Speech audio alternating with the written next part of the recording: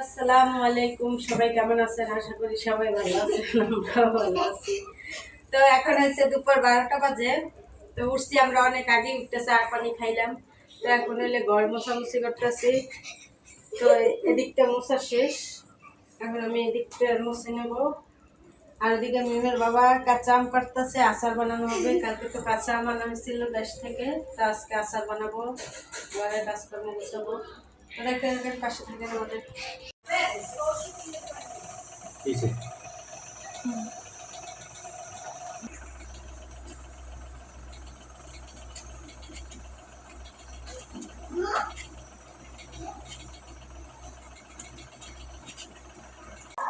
তো কালকে তো বাড়ি থেকে কাঁঠাল পাঠাইছিল, কাঁঠালটা পাকছে, বাইগানিতে আছে।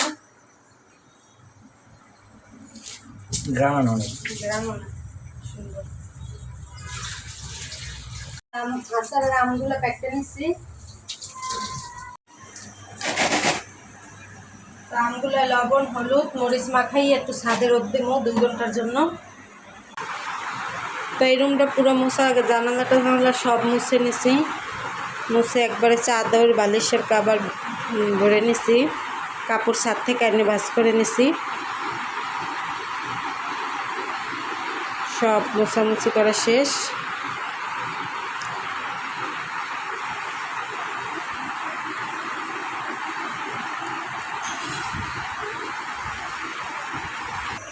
ডালের বড়া বাজবে, ডালটা মাখাই নিচ্ছে। ওই যে আলু ভর্তার জন্য মরিচটা ভেজে নিতেছে। আর ডাল রান্না করছে আম দিয়া। তো আজকে সরকারি রান্না, যেহেতু কাজের চাপ বেশি। তো ওদিকে তো রান্না বান্না শেষ করছে, এদিকে হয়েছে আমরা পরিষ্কার করে নিতে আছে মিমের বাবা। অনেক দিন হয়েছে পরিষ্কার করা হয় না। তো দেখেন কিভাবে পরিষ্কার করা। এই তো পরিষ্কার করা শেষ। কত সুন্দর একবার পরিষ্কার পানি, মাছগুলো অনেক সুন্দর লাগতেছে, আরও পানি দিয়ে দিতেছে। তো সব কিছু নিয়ে গুছাই গেছে নিক। তো এই তো পানি টানি দেওয়া শেষ, এবার গাছগুলো লাগাই নেবে, তারপর পাথর দিয়ে দেবে, সব কিছু মানে গুছাই নেবে অ্যাকোয়ারিয়ামের ভিতরে যা যা আছে। তো এই তো গাছটা সুন্দরভাবে লাগাই দিতে আছে ভিতরে।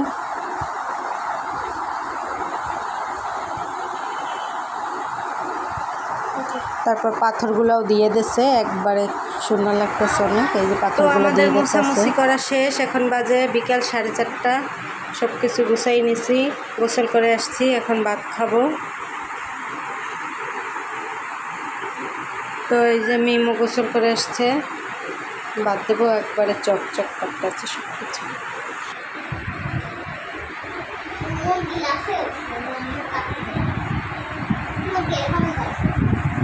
তো আমরা তো কাজকর্ম শেষ করে একটু ঘুমাইছিলাম, শরীরটা খুব খারাপ লাগছিল, এই জন্য পরে উঠে আবার একটু বাইরে গেছিলাম, দরকারি কাজ ছিল।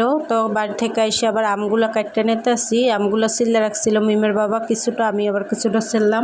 তো এই তো আম কাটা শেষ, এবার শুকনো মরিচগুলো ভাজিয়ে নিতে আসি। শুকনো খোলায় শুকনো মরিচ ভাজিয়ে তারপর ব্লেন্ডার করব। এবার পাঁচফোড়নগুলো ভাজিয়ে নেব। এই যে পাঁচফোড়নগুলো দিয়ে ভাজিয়ে নিতেছি। তো এরকম করে সব কিছু ভাজিয়ে আমি ব্লেন্ডার করব। এই তো চুলায় একটা প্যান বসাই দিছি, সরিষার তেল দিয়ে দিতেছি আচার বানানোর জন্য। তো এই যে সরিষার তেলটা আমি ঢেলে নিচ্ছি। আনুমানিক মনে হয় এনে কতটুকু সরিষার তেল আছে আমি জানি না, মানে 250 গ্রাম হবে। আর এদিকে আমসত্ত্বার আমটাও আমি ভালোভাবে সেদ্ধ করে নিতে আসি। তো আমসত্ত্বার আমগুলো সেদ্ধ করা শেষ, এবার নামাই নিছি। আর এদিকে আমি প্যানের ভিতরে পাঁচফোড়ন দিয়ে দিতেছি। সরিষার তেল তো আগেই দিয়ে দিয়েছিলাম, তেলটা গরম হয়েছে, পাঁচফোড়নটা দিয়ে দিছি। এবার 2টা রসুন আস্ত দিয়ে দিলাম, বড় রসুনগুলো 2টা দিয়ে দিছি। তো ভালোভাবে এগুলো ভেজে নেব, পাঁচফোড়ন আর আস্তা রসুন।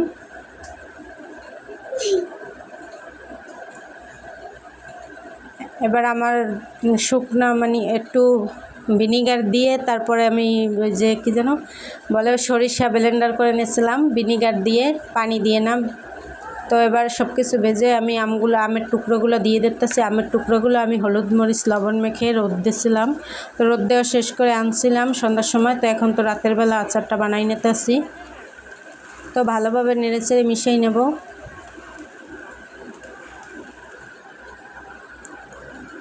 তো একটু তেল কম হয়েছিল আর একটু দিয়ে দিতেছি। আর এদিকে আমসত্ত্বার আমগুলো চেলে নিতে আসি ভালোভাবে, যাতে আমের আঁশগুলো মানে ছিলকাগুলো আছে ওইগুলো যাতে না থাকে।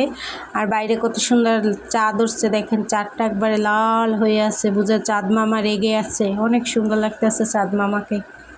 তো আমটা ভালোভাবে ভেজে নিছি আমি, তারপর আবার চিনি দিয়ে দিতেছি। আনুমানিক করে চিনিটা দেব আমি, কোনো মাপজোপ নাই, আনুমানিক যে যেরকম মিষ্টি খায়। আর এদিকে আমসত্ত্বার আমগুলো চালা হয়ে গেছে, দেখেন কত সুন্দর গ্রেভি বের হয়েছে। তো এদিকে আমি শুকনো মরিচ ওই যে গুঁড়া করে রাখছিলাম ভাজ্যা, তো শুকনো মরিচের গুঁড়ো দিয়ে দিচ্ছি। আচারের ভিতরে পাঁচফোড়ন দিয়ে দিতেছি। এই তো আমার আচারটা বানানো শেষ। আমি ভিনিগারটা দিই নাই, ভিনিগার আমি আগেই দিছিলাম। আর এদিকে আমসত্ত্বার আমগুলো বসাই দিছি আচারটা ঢেলে। তো চিনি দিয়ে দিতেছি আমসত্ত্বার ভিতরে, তারপর দেবো সাদা লবণ,